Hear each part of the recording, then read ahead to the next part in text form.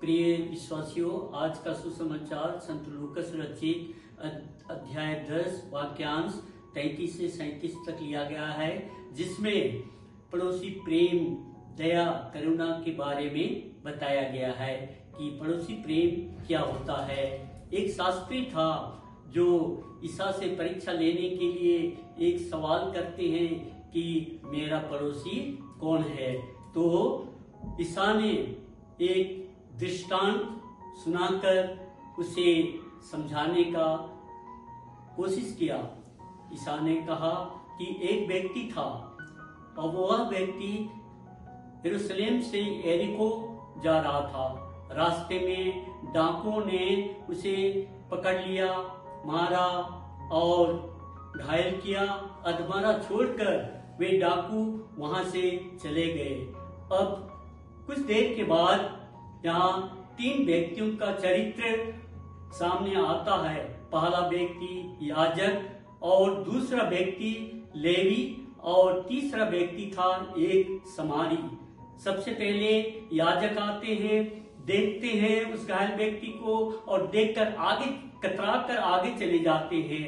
और दूसरा व्यक्ति कुछ देर के बाद आता है, वह था लेवी। लेवी भी उसी प्रकार देखा और देखकर आगे चला गया। और अब तीसरा व्यक्ति जो आते हैं वह है एक समारी। समारी व्यक्ति देखकर उसे तरस आया, उन पर दया आई और उन्होंने उस घायल व्यक्ति के घावों पे तेल और अंगूरी और पट्टा बांधकर उसे अपनी ही सवारी पर बैठाकर एक सराय पर ले गया।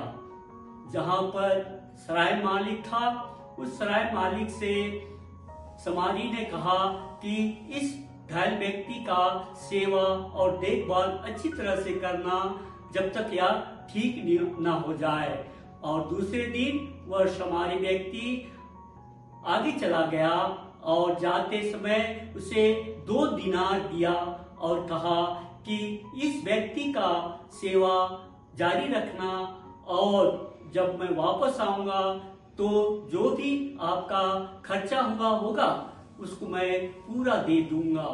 अब यहाँ पर सवाल ये उठता है कि उस घायल व्यक्ति का पड़ोसी कौन निकला। तो उस घायल व्यक्ति का पड़ोसी निश्चित ही वह है जिन्होंने उसका सेवा की और उसे देखभाल किया।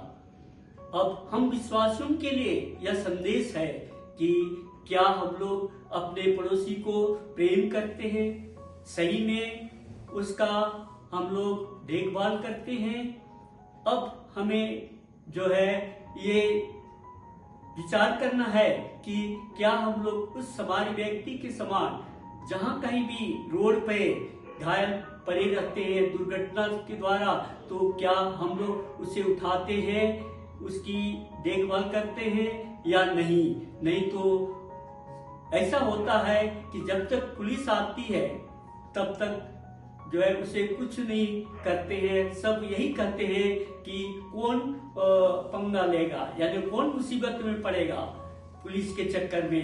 यही सोचकर सब कोई आगे बढ़ जाते हैं और पुलिस आता है और उसे उठाकर अस्पताल ले जाता है। तो संदेश यह है कि इस चालीसा के समय में हम लोगों को अच्छे गुणों को अपनाना है।